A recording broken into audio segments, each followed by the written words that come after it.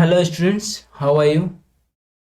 तो मैं हूँ राज और वेलकम करता हूँ आप सभी को मैं अपने इस YouTube channel vision government exam पर।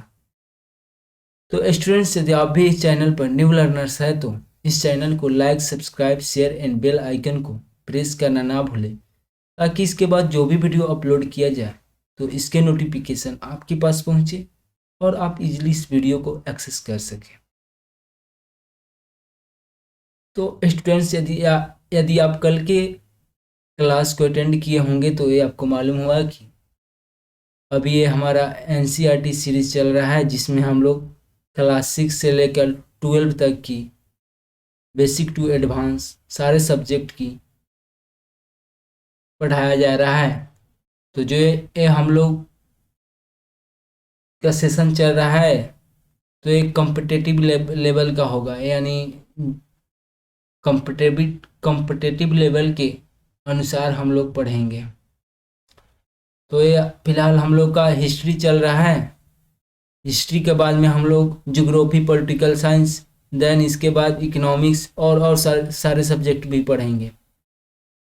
तो हिस्ट्री को हम लोग 3 भागों में डिवाइड कर पढ़ेंगे: ancient history, medieval history, then उसके बाद मॉडर्न हिस्ट्री।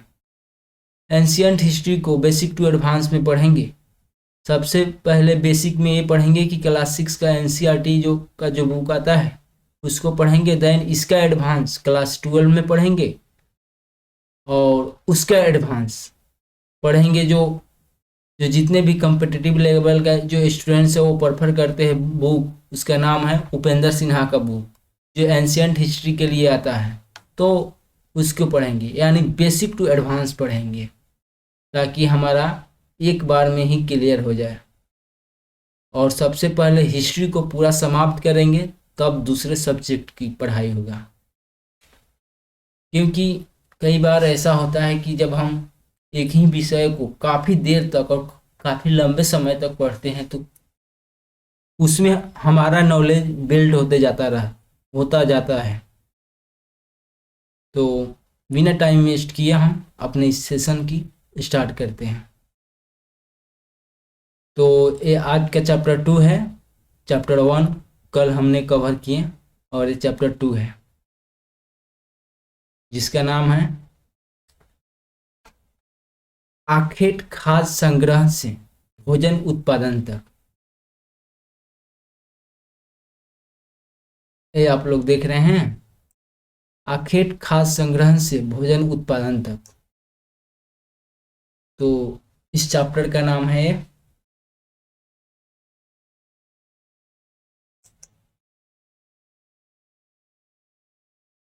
जो ये आप लोग देख रहे हैं, इसको हम लोग रीडिंग नहीं करेंगे, क्योंकि ये जो बुक है ये तो बच्चे के लिए आता है, लेकिन हम लोग तो बच्चे नहीं हैं। हम लोग कॉम्पिटिटिव लेवल के दृष्टिकोण से पढ़ रहे हैं, तो ये हम लोग नहीं पढ़ेंगे। हम ऐसी हम इस तरह के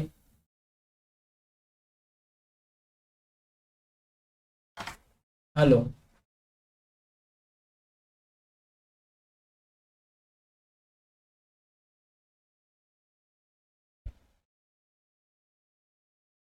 तो चलिए देखते हैं।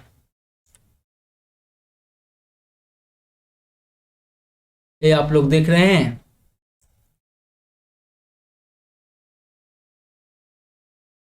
आरंभिक मानव आखिर वे इधर उधर क्यों घूमते थे। ये आपका टाइटल है, आरंभिक मानव आखिर वे इधर उधर क्यों घूमते थे।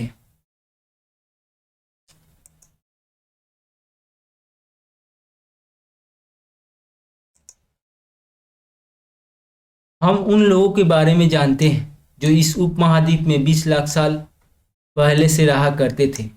आज हम उन्हें आखेट खाद्य संग्रह के नाम से जानते हैं। लोग भोजन का इंतजाम करने की विधि के आधार पर उन्हें इस नाम से पुकारा जाता है। आमतौर पर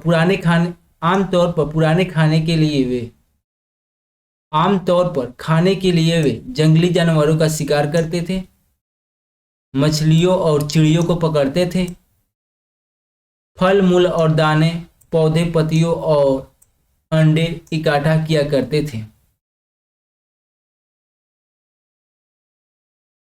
आखेट खाद्य संग्राहक समुदाय के लोग एक जगह से दूसरे जगह पर घूमते रहते थे।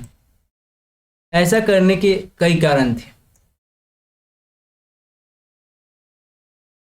तो जो कल का चैप्टर था उसमें भी हम लोगों ने यह कवर किया कि आखेट खाद्य संग्राहक किसे कहते हैं।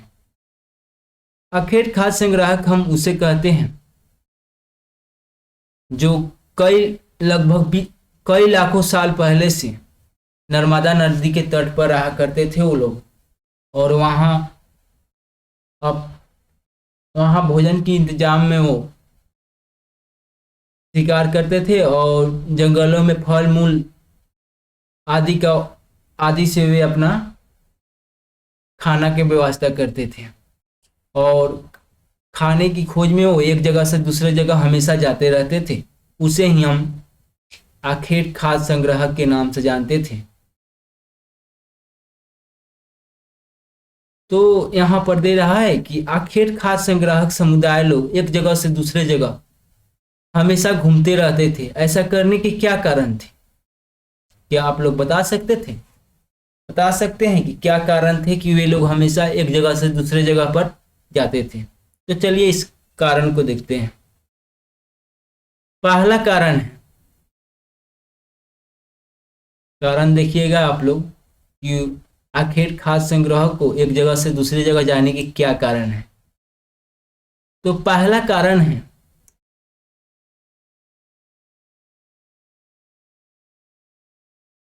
अगर वे एक जगह से दूसरे जगह पर ज्यादा दिनों तक रहते तो आसपास के पौधों, फलों और जानवरों को खाकर समाप्त कर देते। इसलिए और भोजन की तलाश में उन्हें एक जगह से दूसरे जगह जाना पड़ता था। तो पहला कारण तो यह हो गया कि वे एक ही जगह पर बहुत दिनों तक रहते तो वहाँ के फल फूल और जंगली जो जानवर थे उनके शिकार करते थे तो उनको समाप्त कर देते। तो एक कारण तो एक हो गया कि अगर वो एक ही जगह रहते तो समाप्त हो जाता तो दूसरे जगह तो जाना पड़ता। तो इसका कारण तो एक हो गया, पहला कारण।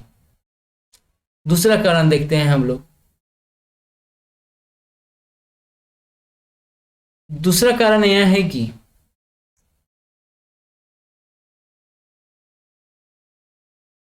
जानवर अपने शिकार के लिए या फिर हिरन और मवेशी अपना चारा ढूंढने के लिए एक जगह से दूसरे जगह जाया करते हैं। इसलिए इन जानवरों को शिकार करने वाले लोग भी इनके पीछे जाया करते होंगे। तो ये बात सही है कि जानवर भी दूसरे जानवर का शिकार करता है, और इसके वजह से होता यह था कि जो आखेट खाद्य संग्राहक था इनका भी भोजन का मुख्य तरीका वही था कि शिकार करना। और जो जंगली जानवर था वो भी अपने शिकार के लिए जाता था तो उनके साथ ये चले जाते थे, उनके पीछे पीछे ये चले जाते थे, और इस तरह से वे एक जगह से दूसरे जगह जाया करते थे। देन हम लोग और से कारण को ढूंढते हैं।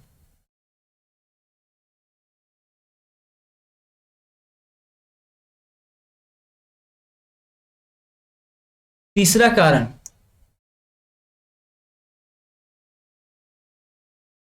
पेड़ों और पौधे में फल फूल अलग अलग समय में आते हैं, इसलिए लोग उनकी तलाश में उपयुक्त मौसम के अनुसार अन्य इलाकों में घूमते होंगे।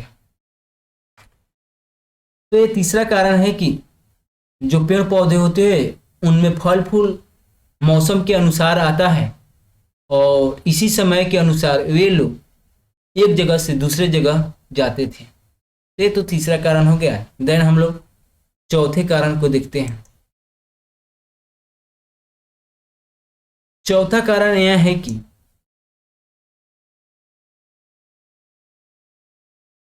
पानी के बिना किसी भी प्राणी के या पेड़ पौधे का जीवित रहना असंभव नहीं होता है।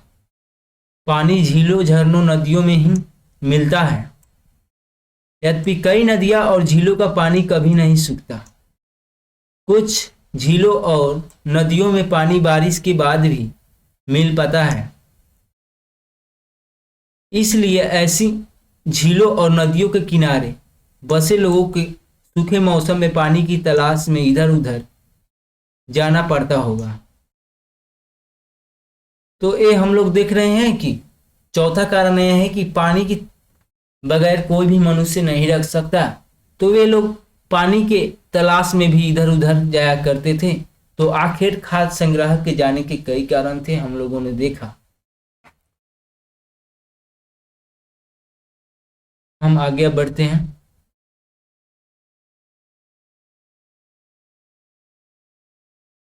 तो अब केएनसीईआरटी आगे यहां दे रहा है, आरंभिक मानव के बारे में जानकारी कैसे मिलती है। आरंभिक मानव के बारे में जानकारी कैसे मिलती है। पुरातत्वविदों को कुछ ऐसी वस्तुएं मिली है जिनका निर्माण और उपयोग आखिर खाद्य संग्रह किया करते थे। यह संभव है कि लोगों ने अपने काम के लिए पत्थरों, लकड़ियों, हड्डियों और औजार बनाए हों। इनमें से पत्थरों के औजार आज भी बचे हैं।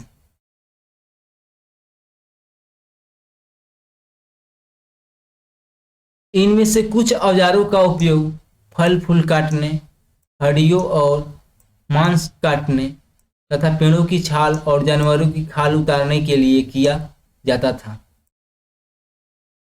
कुछ के साथ हड्डियों या लकड़ियों के मुठे लगाकर भाले और बाण जैसे हथियार बनाए जाते थे। कुछ जानवरों से लकड़ियां काटी जाती थी। कुछ औजारों से लकड़ियां काटी जाती थी। लकड़ियों का उपयोग ईंधन के साथ साथ झोपड़ियों और औजारों बनाने के लिए किया जाता था। तो ये हमने देखा कि आरंभिक मानव के बारे में जानकारी हमें कैसे मिलती है।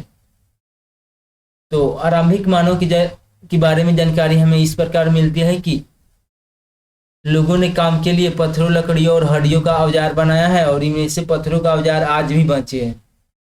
जो चीजें बच जाती थी अतीत के ज़माने, जो बच जाती थी उसी का अध्ययन कर कर हम पता लगाते हैं।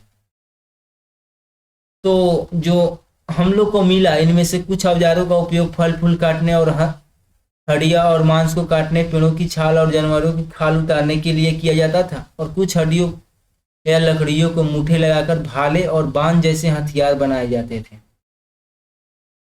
तो यही हम लोगों ने देखा कि आरंभिक मानव के बारे में जानकारी कैसे मिलती है। ये देख रहे हैं आप लोग, ये पिक्चर देख रहे हैं और ये पत्थर के औजारों का उपयोग बाएं में दिया गया है। ये देख रहे हैं पत्थर के औजार है। ये इंसान खाने योग्य जड़ों को खोदने के लिए किया जाता था और दाएं में जानवरों की खाल से वस्त्रों को सिलने के लिए किया जाता है। तो देख रहे हैं यहाँ पर जो ये औजार पत्थर का दिया है, इससे एक वस्त्र को सिला जा रहा है और यहाँ पर इंसान के खाने के लिए कुछ पेड़ पौधों को खोदा जा रहा है। तो एक ही पत्थर का कई सारे टाइप का उपयोग किया जा रहा है।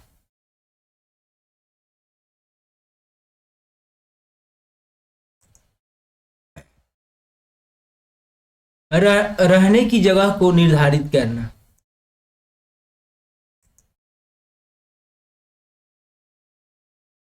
रहने की जगह को निर्धारित करना।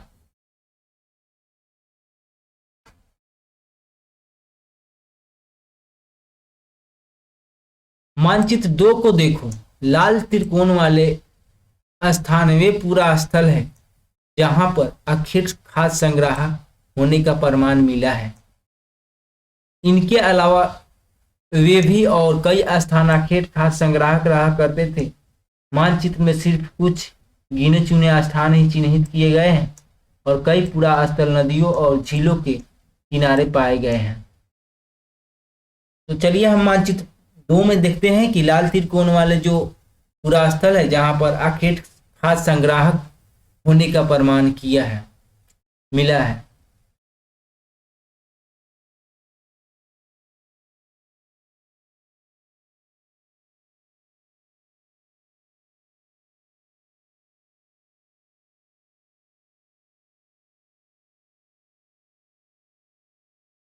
तो ये देख रहे हैं आप लोग, लाल त्रिकोण वाले स्थान में भीमबेटका,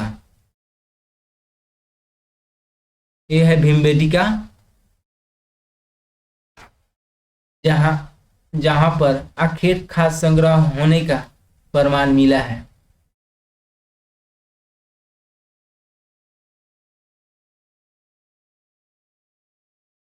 और ये आप लोग देख रहे हैं दक्षिण भारत की ओर हंसुंगी, हंसुंगी है दक्षिण भारत की ओर।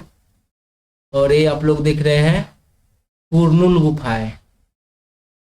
इस लोकेशन को आप लोग याद रखिएगा कि कहाँ पे है, क्योंकि कई सारे कॉम्पिटिटिव एग्जाम में पूछे गए हैं। मैप से हमेशा क्वेश्चन आता है, ये आप हमेशा याद रखिएगा। तो ये भीमबेटका आपने देखा मध्य भारत में, हसुंगी देखा और कर्नूल गुफाएं देखे। तो ये कुछ आपके एनसीईआरटी बुक में गिने चुने नाम दिए गए हैं। आखेट खाद्य संग्राहक होने का ये गिने चुने नाम दिए गए, वैसे और भी है लेकिन इसमें गिने चुने नाम दिए गए हैं। इसमें थोड़ा और हम लोग पढ़ते हैं।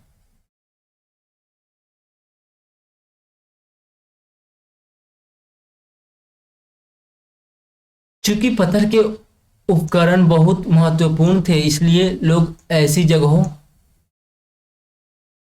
ऐसी जगह को ढूंढते रहते थे जहां अच्छे पत्थर मिल सके। तो उस वक्त जो पत्थर था उसी का ही बहुत ज्यादा उपयोग होता था, इसलिए लोग उस पत्थर की जगह को ढूंढते थे जहां उन्हें अच्छे पत्थर मिल सके, क्योंकि पत्थर से ही आग भी वो लोग जलाते थे उस वक्त।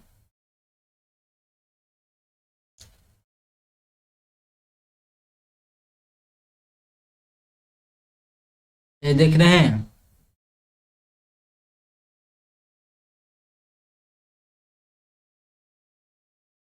ये पत्थर।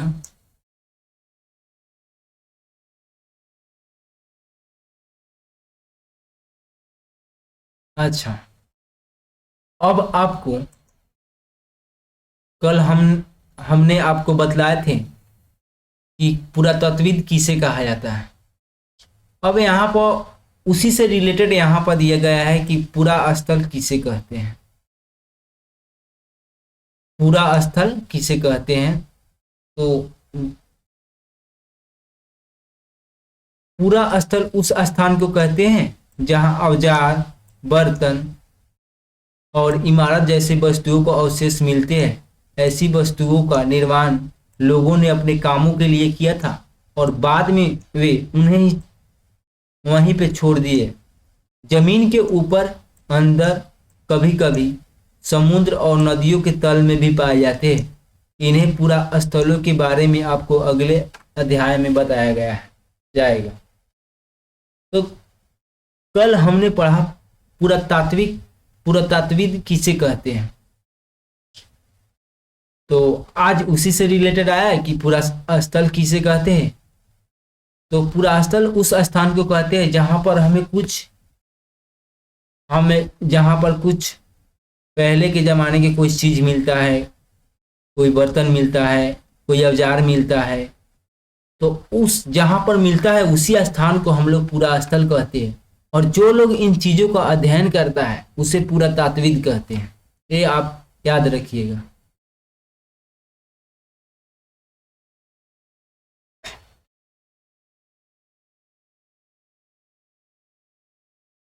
आग की खोज,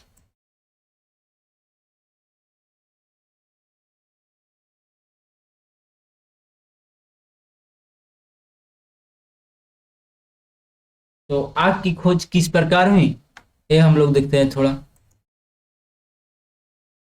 मानचित्र 2 में कुरनूल गुफाएं ढूंढो, यहाँ राख के अवशेष मिले हैं। इसका मतलब यह हुआ कि आरंभिक लोग आग जलाना सीख गए थे। आग का इस्तेमाल कई कार्यों के लिए किया गया होगा, जैसा कि प्रकाश के लिए, मांस के लिए, मांस भूनने के लिए और खतरनाक जानवरों को दूर भगाने के लिए। तो मानचित्र 2 में हम लोग फिर से कुरनूल गुफाएं को ढूंढते हैं और वहीं से राख का अवशेष मिला है।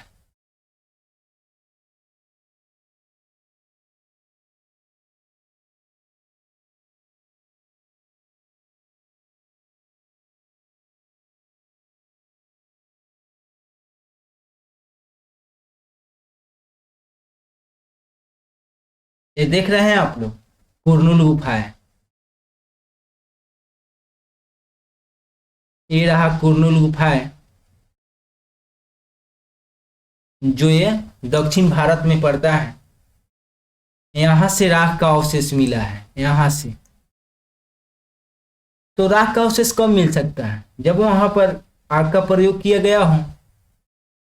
तो यही दे रहा है कि कुरनूल गुफाएं से राख का अवशेष मिला है, जिससे यह पता चलता है कि लोग आग जलाना सीख गए होंगे। तो फिर आपके एनसीईआरटी बुक दे रहा है कि लोग आग का प्रयोग किस लिए किया करते थे उस वक्त। तो लोग आग का प्रयोग एक तो मांस भूनने के लिए और जंगली जानवरों को दूर भगाने के लिए और प्रकाश के लिए करते थे।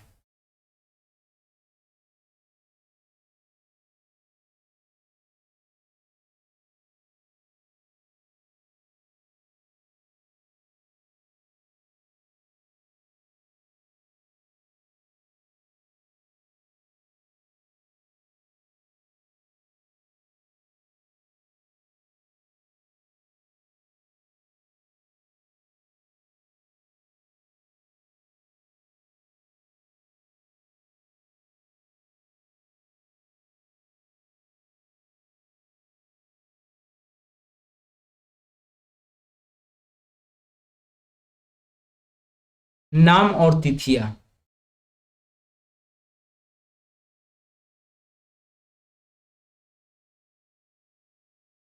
हम जिस काल के बारे में पढ़ रहे हैं, पुरातत्वविदों ने उन्हें बड़े बड़े नाम रखे हैं। आरंभिक काल को वे पूरा पाषाण काल कहते हैं। यह दो शब्दों यानी पूरा यानी प्राचीन और पाषाण यानी पत्थर से मिलकर बना है। तो जो ये पूरा पाषाण है, ये दो शब्दों से मिलकर बना है। पूरा यानी प्राचीन, पाषाण यानी पत्थर। यह नाम पूरा स्थलों से प्राप्त पत्थरों के औजारे के महत्व को बताता है। पूरा पाषाण काल 20 लाख साल पहले से और 12,000 साल पहले के दौरान माना जाता है। इस काल को भी 3 भागों में विभाजित किया गया है: आरंभिक, मध्य एवं उत्तर पूरा पाषाण युग। मानव इतिहास की लगभग 99% कहानी इसी काल के दौरान घटित हुई है। जिस काल में हम पर्यावरणीय बदलाव मिलते हैं उसे हम लोग मेसोलिथ यानी मध्य पाषाण युग कहते हैं। यानी हमें जिस काल में पर्यावरणीय बदलाव मिलते हैं उस काल को हम लोग क्या कहते हैं? मेसोलिथ, यानी उसी को मध्य पाषाण युग कहते हैं। इसका समय लगभग 12,000 साल पहले से लेकर 10,000 साल पहले तक माना गया है। इस काल के पाषाण यानी पत्थर के औजार आमतौर पर छोटे होते थे। जो मध्य काल के पत्थर के औजार होते थे वे आम तौर पर छोटे होते थे और छोटे होने के कारण इन्हें माइक्रोलिथ यानी लघु पाषाण कहा जाता था। ये आप याद रखिएगा कि मध्यकाल में जो पत्थर के औजार होते थे वो छोटे होते थे और छोटे होने के कारण उन्हें माइक्रोलिथ यानी लघु पाषाण कहा जाता था। तो ये कई बार कॉम्पिटिटिव एग्जाम में पूछा गया है, तो ये आपको याद रखना बहुत जरूरी है। प्रायः इन औजारों में हड्डियों या लकड़ियों के मूठे लगाए हंसिया आरी जैसे औजारों मिलते थे। साथ साथ पूरा पाषाण युग और औजार भी इस दौरान बनाए जाते रहे। अगले युग की शुरुआत लगभग 10,000 साल पहले से होती है और इसे नवपाषाण युग कहा जाता है। नवपाषाण का क्या मतलब होगा? हमने कुछ स्थानों के नाम दिए हैं, अगले अध्याय में तुम ऐसे अनेक नाम मिलेंगे।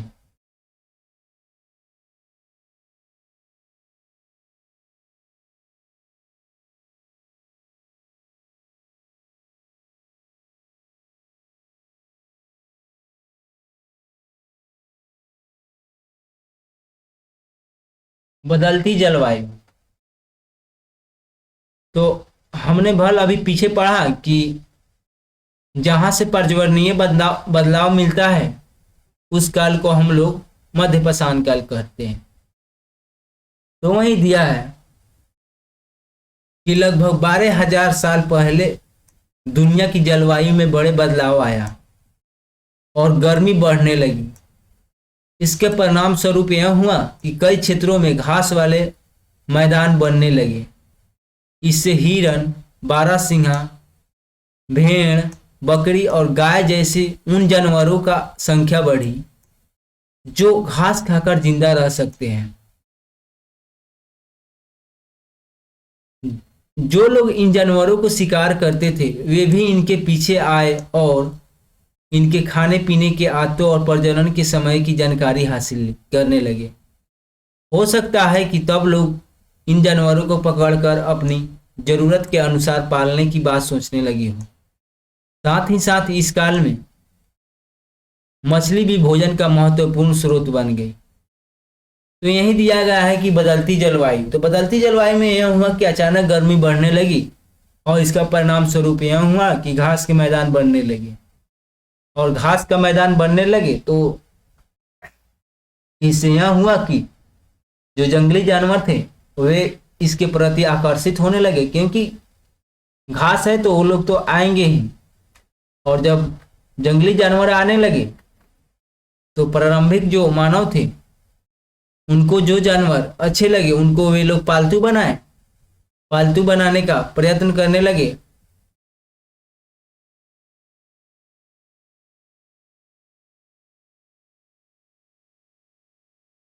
खेती और पशुपालन की शुरुआत,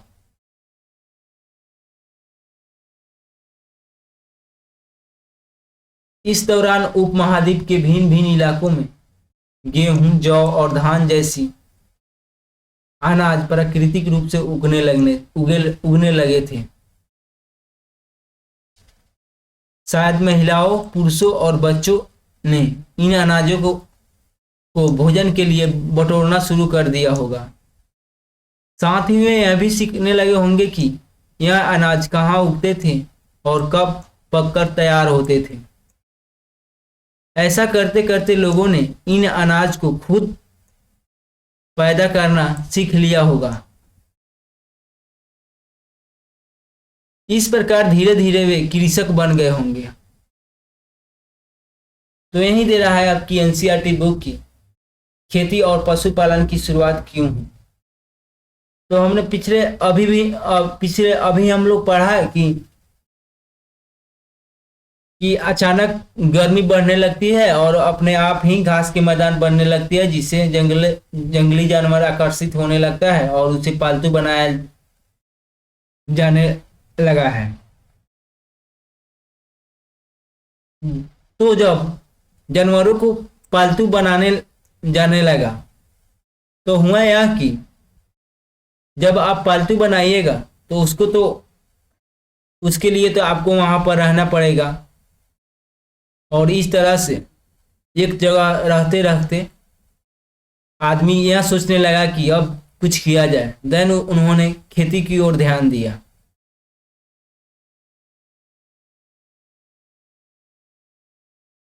इस तरह लोगों ने अपने घरों के आसपास चारा रखकर जानवरों को आकर्षित कर उन्हें पालतू बनाया होगा। सबसे पहले जिस जंगली जानवर को पालतू बनाया गया वह कुत्ते का जंगली पूर्वज था। धीरे धीरे लोग भेड़, बकरी, गाय और सूअर जैसे जानवरों को अपने घरों के नजदीक आने को उत्साहित करने लगे। ऐसे जानवर झुंड में रहते थे और ज्यादातर घास खाते थे। अक्सर लोग अन्य जंगली जानवरों के आक्रमण से इनकी सुरक्षा किया करते थे और इस तरह से धीरे धीरे पशुपालक बन गए। तो यह पशुपालक किस तरह बना, हम लोग अभी पढ़ा हम लोगों ने। और इसमें हम लोगों ने यह भी देखा कि जो सबसे पहले जंगली जानवर को पालतू बनाया गया था वह कुत्ते का प्रजाति था। तो ये कॉम्पिटिटिव एग्जाम में पूछा भी गया है, तो इसको आप लोग ध्यान रखिएगा।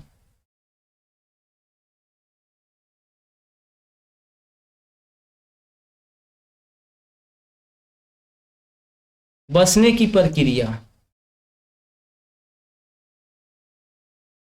ये बसने की प्रक्रिया क्या है, थोड़ा इसको रीड करते हैं। लोगों द्वारा पौधे उगाने और जानवरों को देखभाल करने की को बसने की प्रक्रिया कहते हैं। अपनाए गए ये पौधे और जानवरों को अक्सर जंगली पौधों तथा जानवरों से भिन्न होते हैं। इस वजह से यह बसने की प्रक्रिया की दिशा में अपनाए गए पौधे या जानवरों को लोग चयन करते हैं। तो बसने की प्रक्रिया हम लोगों ने देखा कि बसने की प्रक्रिया में आपको वहां रहना पड़ता है।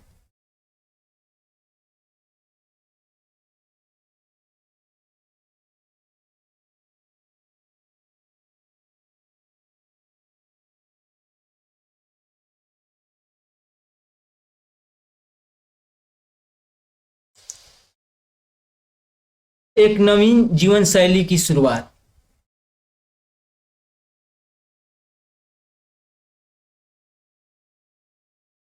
तुम किसी पौधे के बीज को बो कर देखो, तुम पाओगे कि इससे विकसित होने में कुछ वक्त लगता है।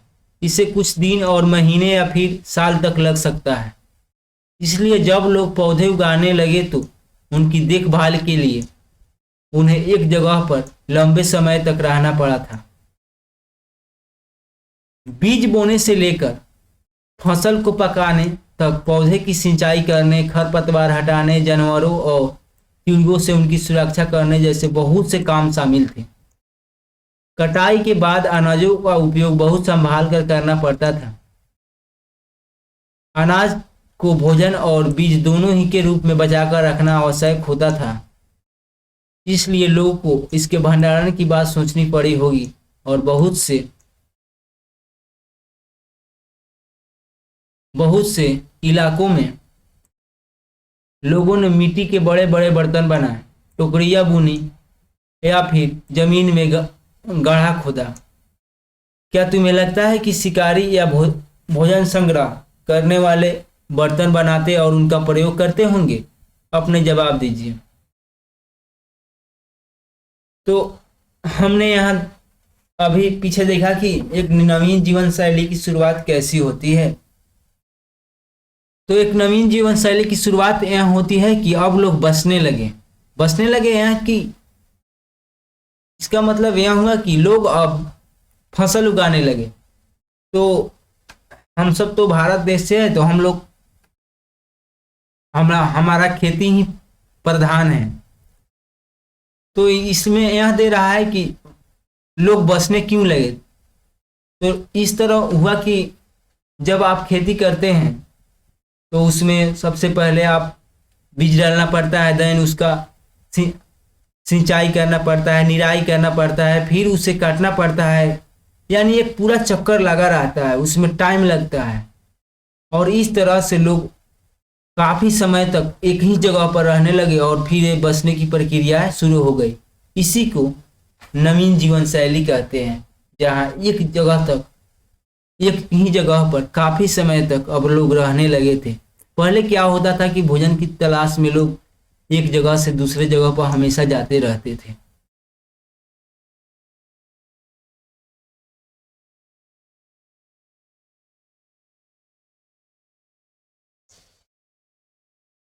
जानो, चलते फिरते खाद्य भंडार। तो जरा देखते हैं कि चलते फिरते खाद्य भंडार एक किस तरह होता है। जानवर बच्चे देते हैं जिससे उनकी संख्या बढ़ती है। अगर जानवरों की देखभाल किया जाए तो उनकी संख्या तो बढ़ती ही है, साथ ही उनसे दूध भी प्राप्त होता है जो भोजन का एक अच्छा स्रोत है। यही नहीं, जानवरों से हमें मांस भी मिलता है। दूसरे शब्दों में पशुपालन भोजन भंडारण की का एक तरीका है। तो हमने देखा कि जानवरों को पालतू बनाने से हमें दो फायदा है। एक फायदा तो यह है कि वे बच्चे देते हैं, उसकी संख्या बढ़ती है। देन दूसरा फायदा यह है कि जब हमें कभी खाने की प्रॉब्लम हो या खाना ना हो तो उस समय ये खाद्य भंडारण का काम करती है, यानी उसे हम खा भी सकते हैं।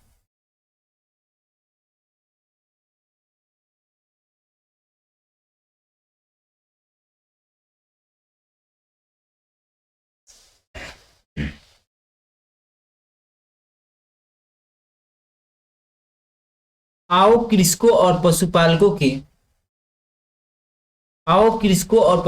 के बारे में पता करें।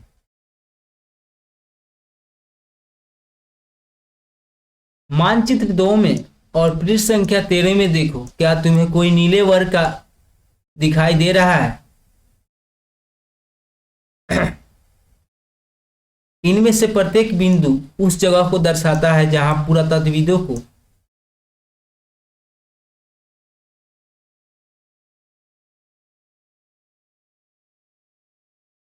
हेलो,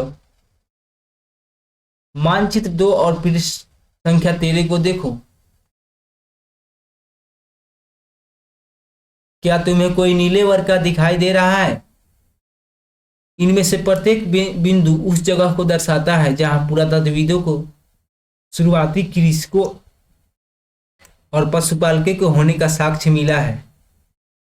ये पूरे उपमहाद्वीप में पाए गए हैं। इनमें से सबसे महत्वपूर्ण पश्चिमोत्तर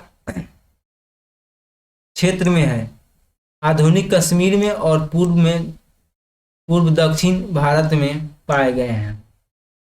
तो यही दे रहा है कि मानचित्र 2 में देखिए कि क्या तुम्हें कोई नीले वर्ग दिखाई दे रहा है।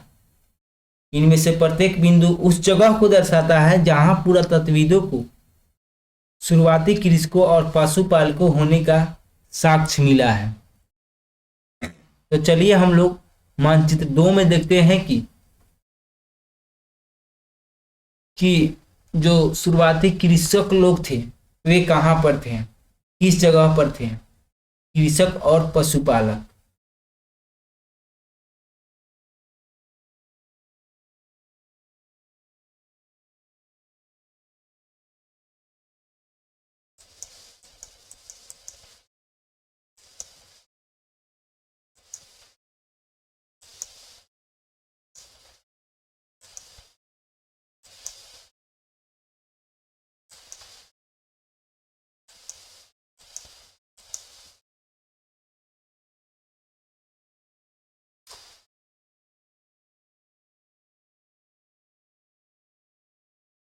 तो नीले वर्ग को हम लोग को खोजना है। ये रहा नीला वर्ग, ये है आपको उत्तर भारत में, कश्मीर की ओर उत्तर भारत में। इसका नाम आप लोग देखिएगा, ये है बुर्जहोम, जहां पर प्रारंभिक कृषक और पशुपालक होने का साक्ष्य मिला है। तो ये आपको याद रखना पड़ेगा, ये है बुर्जहोम जो उत्तर भारत में कश्मीर की ओर पड़ता है। देन ये है मेहरगढ़। अच्छा, कल हम लोग इसके बारे में पढ़ा था कि लगभग 8000 साल पहले स्त्री और पुरुषों ने गेहूं और जौ उपजाना आरंभ कर दिया था। तो ये यही जगह है। सुलेमान और किरथर पहाड़ियों के बारे में नहीं पढ़ा था कल, तो इसी जगह के बारे में बतला रहा था। यही है मेहरगढ़, जहां 8000 साल पहले स्त्री और पुरुषों ने गेहूं और जौ उपजाना आरंभ कर दिया था।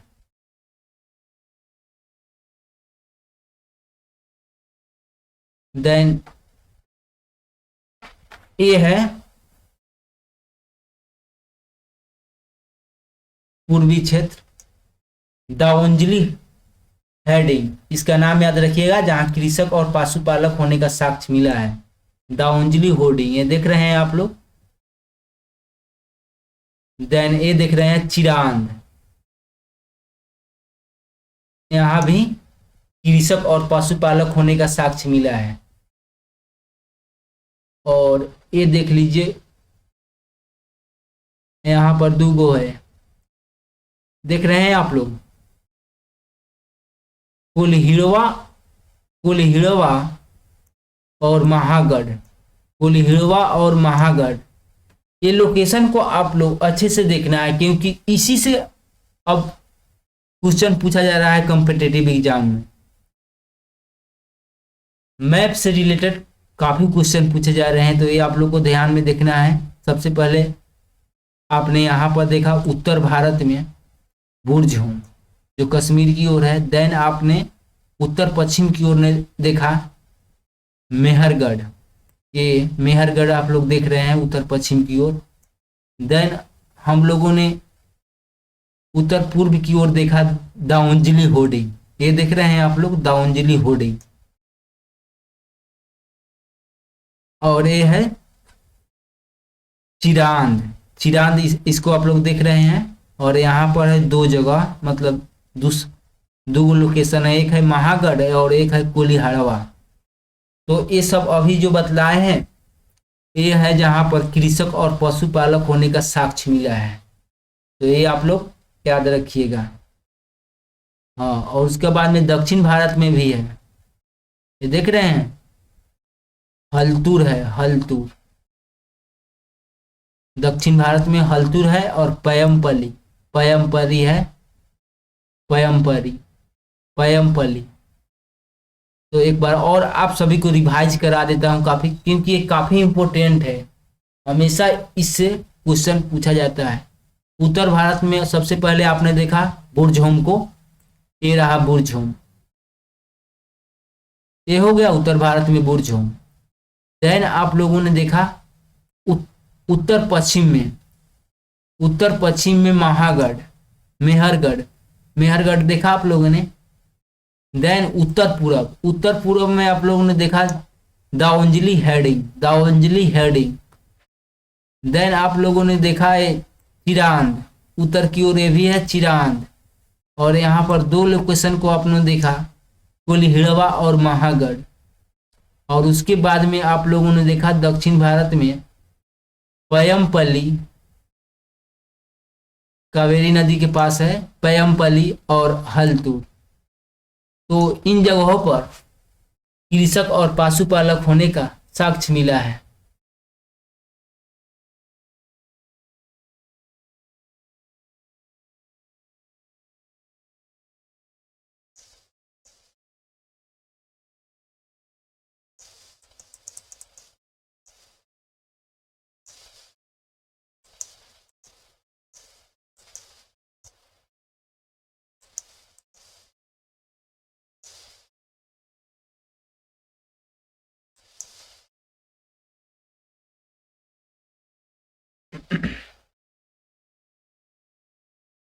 वास्तव में ये निर्देश स्थान कृषकों और पशुपालक की बस्तियां थी या नहीं, इसे जांचने के लिए वैज्ञानिक खुदाई में मिले पौधे और पशुओं की हड्डियों के नमूनों के अध्ययन करते थे। इनमें से सबसे रोचक जले हुए अनाज के दाने के अवशेष मिले हैं। ऐसा लगता है कि ये गलती से या फिर जानबूझकर जलाए होंगे। वैज्ञानिक इन अनाजों के दानों को पहचान सकते हैं, और इस तरह से हमें पता चलता है कि उपमहाद्वीप के भिन्न भिन्न भागों में बहुत सारी फसलें उगाई जाती रही, और वैज्ञानिक विभिन्न जानवरों की हड्डियों की पहचान भी कर सकते हैं।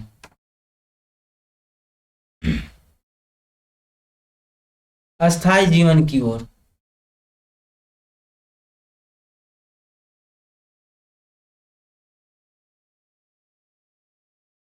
अस्थायी जीवन की ओर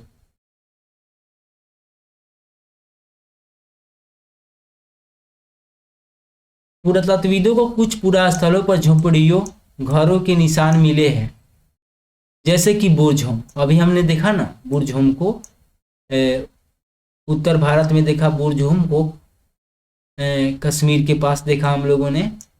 कश्मीर के पास क्यों? कश्मीर को ही आज कश्मीर को ही बुरझोम बोलते थे, तो हम लोग उत्तर भारत में देखा बुरझोम को।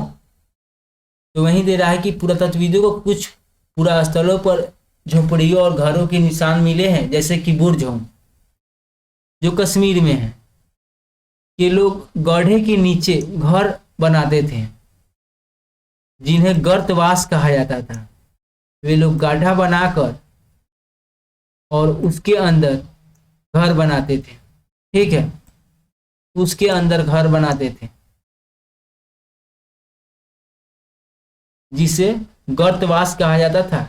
इनमें उतरने के लिए सीढ़ियां होती थी, इससे उन्हें ठंड के मौसम में सुरक्षा मिलती होगी। पुरातत्वविदों को झोपड़ी के अंदर और बाहर दोनों ही स्थान पर जलाने की जगह मिली है। ऐसा लगता है कि लोग मौसम के अनुसार घर के अंदर या बाहर खाना पकाते थे। तो जो पुरातत्वविद है उनको इन जगहों पर बुरझोम पर, यानी बुरझोम जो एक जगह का नाम है, वहां पर इन्हें अंदर घर में और बाहर दोनों जगह पर लकड़ी जलाने की अवशेष मिला है, जिससे यह पता चलता है कि लोग समय के अनुसार घर में भी खाना बनाते थे और घर के बाहर भी। और जो घर बना था वो गड्ढे के नीचे बनाए जाते थे, ताकि ठंड से बचे जा सके। एक गर्तवास का चित्र बना है।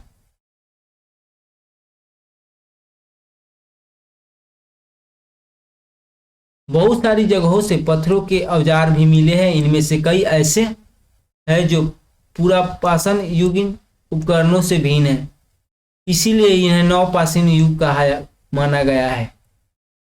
इनमें से वे औजार भी हैं जिनकी धार को और अधिक पैना करने के लिए उन पर पॉलिश चढ़ाया जाता था।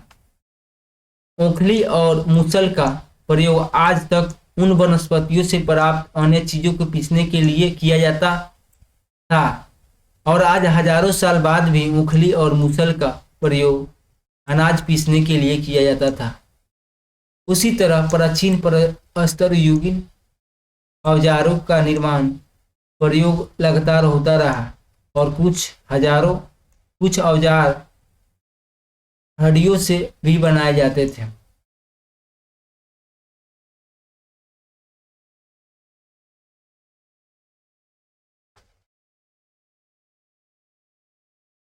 तो ये आप लोग देख रहे हैं, ये पत्थर के औजार, ये है पत्थर के औजार। और इसको पौना करने के लिए, यानी इसको और तिरछे बनाने के लिए, इसको तिरछा देख रहे हैं, तिरछा किस तरह है, इसको तिरछा इसलिए बनाया जाता था ताकि इसे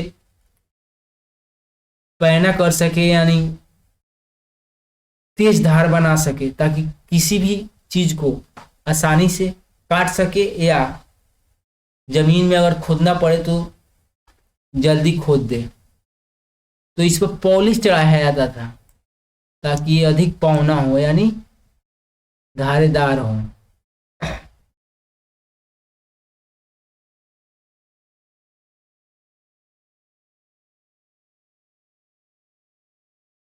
नवपाषाण युग के पुरास्थलों से कई प्रकार के मिट्टी के बर्तन मिले हैं। कभी कभी इन पर अलंकरण किया जाता था। बर्तनों का उपयोग चीजों को रखने के लिए किया जाता था। धीरे धीरे लोग बर्तनों का प्रयोग खाना बनाने के लिए भी करने लगे।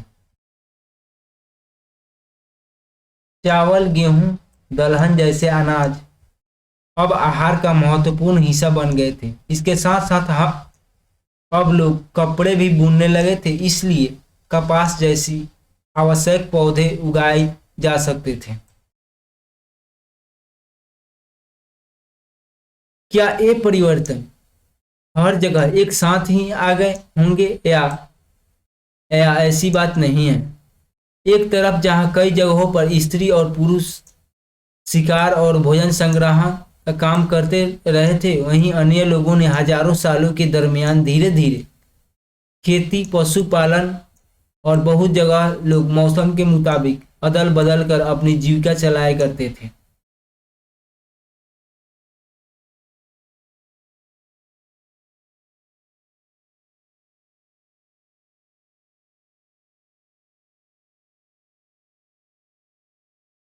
मेहरगढ़ में जीवन मृत्यु एक सूक्ष्म निरीक्षण दिया गया है कि मेहरगढ़ में जीवन मृत्यु किस प्रकार, यानी किस तरह लोग जब मर जाते थे तो लोगों को किस तरह दफनाया जाता था, तो यही दिया गया है इसमें, मेहरगढ़ में जीवन मृत्यु।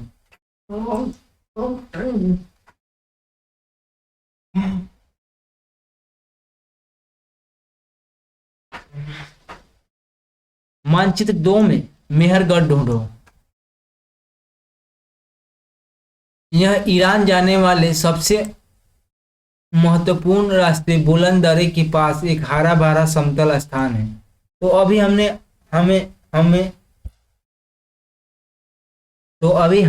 आपको यह बताया कि जो उत्तर पश्चिम में हमने अभी बताया आपको मेहरगढ़, तो वहीं दे रहा है कि मेहरगढ़ ढूंढो और ये ईरान जाने वाले सबसे महत्वपूर्ण रास्ता यानी बुलंद दर्रे के पास है, जो हरा भरा समतल स्थान है।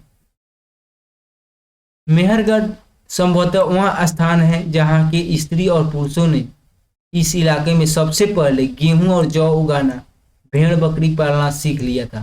तो ये हम कल पढ़े थे और आज भी पीछे पढ़े कि 8000 साल पहले स्त्री और पुरुषों ने सबसे पहले गेहूं और जौ जहां उपजाया वो जगह मेहरगढ़ ही है, जो उत्तर पश्चिम की ओर बुलंद दर्रे के पास स्थित है। यहाँ विभिन्न प्रकार के जानवरों की हड्डियां मिली है।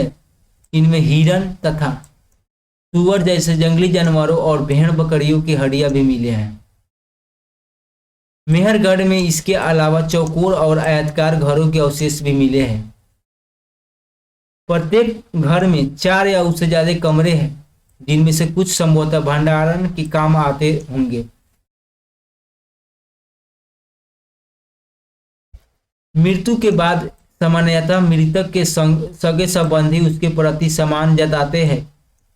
लोगों की आस्था है कि मृत्यु के बाद भी जीवन होता है, इसलिए कब्रों में मृतक के साथ कुछ सामान भी रख दिए जाते हैं। और मेहरगढ़ में ऐसी कई कब्रें मिली है। एक कब्र में एक मृतक के साथ एक बकरी को भी दफनाया जाता था। संभवतः इसके परलोक में मृतक के खाने के लिए रखा गया होगा। तो ये आप लोग देख रहे हैं इसको, ये मेहरगढ़ के बारे में बतला रहा है। मेहरगढ़ के बारे में बतला रहा है कि मेहरगढ़ में जो हम लोगों ने इसका टाइटल पढ़ा है कि जीवन मृत्यु, तो वहीं दिए आपके एनसीईआरटी बुक दे रहा है कि मेहरगढ़ में किस तरह दफनाया जाता था। तो मेहरगढ़ में दफनाए जाने की ये मान्यता था कि मृत्यु के बाद भी जीवन होता है। लोग यह मानते थे उस वक्त कि मृत्यु के बाद भी जीवन होता है, इसलिए जब उस वक्त आदमी मर जाता था तो उसके साथ कुछ खाने की सामानें रख दिए जाते थे। जैसे कि आप लोग देख रहे हैं कि ये मनुष्य का बॉडी दिख रहा है और यहाँ पर ये बकरी का बॉडी है। क्यों रखा गया है? ताकि वो लोग मानते थे कि मृत्यु के बाद भी जीवन है और इसलिए खाने के लिए रखते थे। और ऐसे कई सारे हमको ऐसे दफनाए गए मिले हैं, जिसमें मनुष्य के कब्र में बकरी मिला है और उसके साथ कई सारे सामान मिले हैं, जैसे गहने, गुड़िया, बर्तन, लोग मानते थे कि मृत्यु के बाद भी जीवन है और इन चीजों का वो यूज करेगा।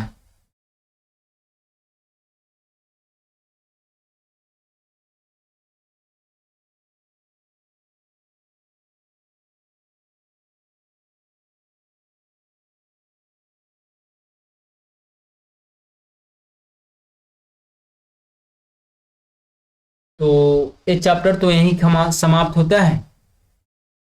तो इसमें कुछ उपयोगी शब्द दिए गए हैं, ये आप लोग देख लीजिए। ये रहा आखेट खाद्य संग्राहक। तो हम लोगों ने पढ़ा कि आखेट खाद्य संग्राहक किसे कहते हैं। तो जो आरंभिक मानव थे उसे ही आखेट खाद्य संग्राहक करते थे, जो भोजन की तलाश में एक जगह से दूसरे जगह हमेशा जाया करते थे और पेड़ पौधे, कंदमूल और शिकार कर कर अपना पेट भरते थे। उसी को ही आखेट खाद्य संग्राहक यहाँ पर बताया जा रहा है।